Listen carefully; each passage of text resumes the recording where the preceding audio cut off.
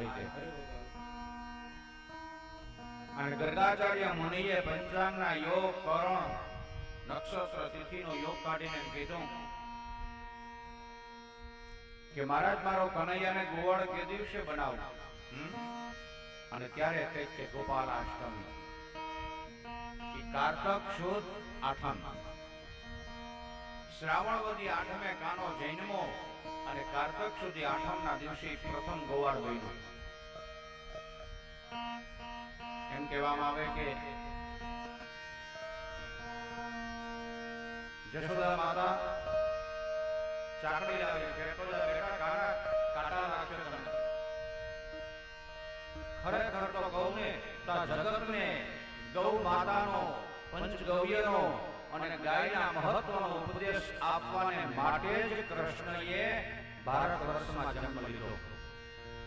આ દુર્ભાગ્ય આપણા છે કે એણે એક ભાગવતમાં જે આપણને વિજ્ઞાન સમજાવ્યું ને ગૌ માતાનું એ દુર્ભાગ્ય માનવી સમજી ન શક્યો.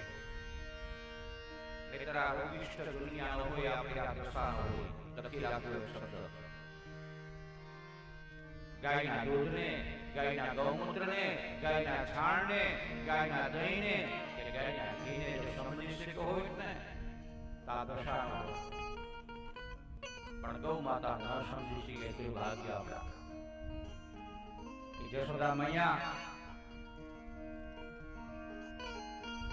ચાકડી લાવી બેટા પહેરતો જા વનમાં કાંટા લાગશે ને. અને એમ કહેવામાં આવે કે તઈ કનૈયો કે માં મારી ગાયો ક્યાં ચાકડી પહેરતી મારાથી પહેરાય. કૃષ્ણે ગોકુળમાં 4 પ્રતિજ્ઞા પાળ્યો. ગાય ચારવા ગયા ને કૃષ્ણ પરમાત્મા ત્યારે એ 4 પ્રતિજ્ઞા પાડી કે શિવેલા વસ્ત્ર પહેર્યા નહીં, કેશ કપાવ્યા નહીં, હાથમાં લાકડી રાખીને પગમાં ચાકડી પહેરી. યમુનાને કિનારે આશાવરી અને ભૈરવી નામના સુરો દ્વારા એ બંસરીના નાદમાં એમ કહે કે ગાયોને ચારનાવ. અને કેટલી ગાય હતી કે 9 લાખ જેનો દૂધથી મારા નંદને આંગળ્યો. એક ટાઈમની 9 લાખ ગાયના દૂધાણા વિચાર તો કરી લો. એનું દૂધ બનતું, એની છાશ બનતી. યશોદા માતા એક ગોરીએ છાશ ફેરવતી અને ભારત વર્ષમાં એમ કહેવામાં આવે કે દહીં દૂધની નદીઓ હાલી જતી હતી. ગૌવા કબાલ તુમે આગળ દિખાયા,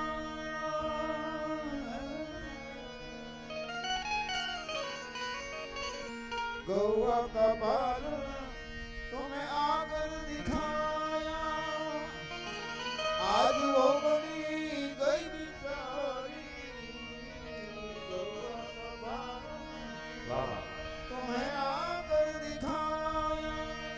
ગાય બિચારી ન થયા, માણસ બિચારો થયો. દવાખાનામાં નામ લખાવી લાઈનમાં ઉભા ના આવ્યા.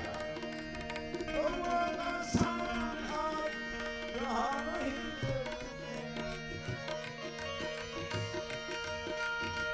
गौवा का शान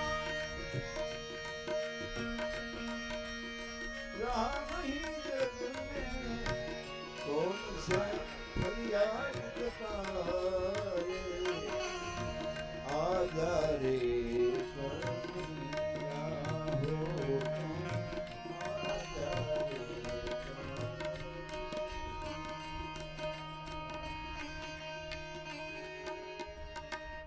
જય હો જય હો બોલે ગૌ માતા કી.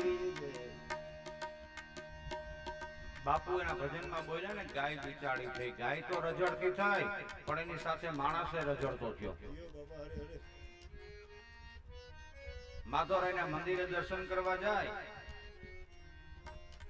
અને કદાચ પૂજારીને થોડુંક વેલા મોડું થઈ ગયું હોય દર્શન ખોલવામાં, કારણ કે શણગાર થાય ત્યારે ખોલે ને એને થોડુંક એ અઘરું છે. એ તો તમને બહારથી એમ લાગે, બાકી અહીંયા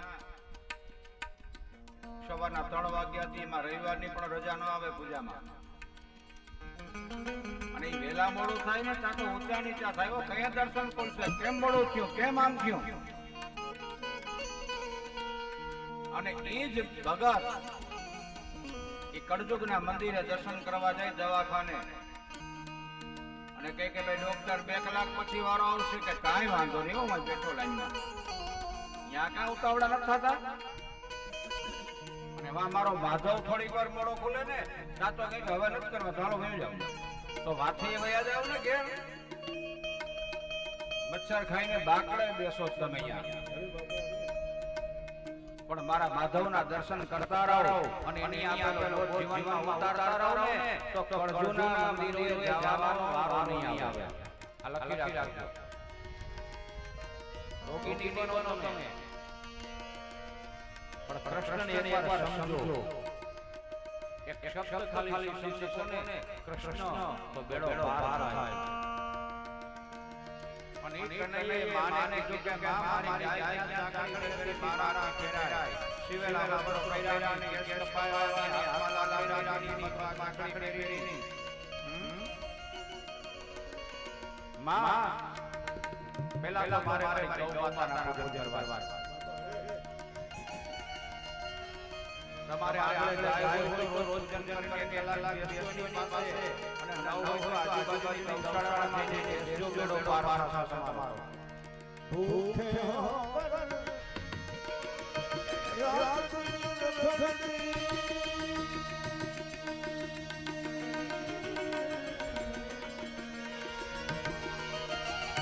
ભૂખે હોવર રાત નખડી જય હો ભૂખે હોવર રાત નખડી હિંદુઓની પુનાઈ કહાં હિંદુ ઓય સુનાઈ કહાં હિંદુ ઓય સુનાઈ આજા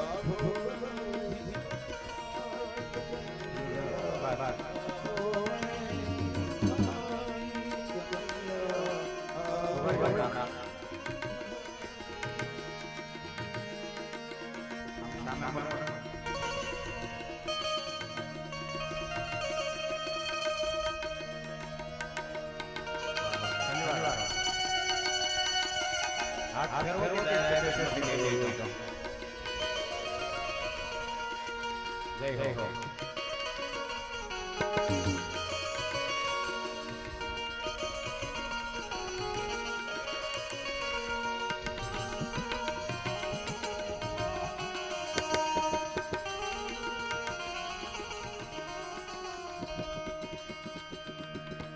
આ તો ધનભાગ્ય આપણા ઈ માધવની ધરારાના નાથાના અને સાંભળનારા શ્રોતાઓના હે કે કનૈયો ગોવાળો લઈને માને તો કે માં પહેલા મારે ગાયના પૂજન કરવા અને કઈ ગાયના સાચી ગાય હો એટલે અત્યારે ઘણી જગ્યામાં જોવો ને તો પોતાને ગૌ ભક્ત હોવાના દેખાડાઓ કરે ઘણા ગાયના ગાડીઓમાં કરે ફાડા જેઠાડા કાના ભાર નથી પણ એ ધ્યાન રાખજો કે જેઠાડા કરીને ખોટે ખોટી ચાંદીની ગાયોના પૂજન કરવાથી તો લાભ નહીં મળે એ ચાંદીની ગાય એ ધાતુની ગાય તમને ઊર્જા નહીં આપે એ ગાય તમને ગોબર નહીં આપે ગાય તમને ગૌમૂત્ર નહીં આપે ગાય તમને મીઠડા દૂધ નહીં આપે પણ એકવાર કૃષ્ણ હનુમાન જીવનમાં એકવાર ગાયનો વાડી થાવ જેમાં જવા જરૂર ધ્યાન રાખજો ગોવાળાને જે પદ્મની દુનિયામાં એકવાર જાત ગોવાળામાં પડે એકવાર જાત ગાયના વાસિંદા ઉપાડવા પડે એકવાર જાત ગાયને ધોવી પડે અને એકવાર જાત આહાડિયાના દૂધને ગટગટાવીને પીવા પડે તેથી ખબર પડે કે મારો કૃષ્ણ સાઈન આવી ગયો. Galaxy A57 and Galaxy A37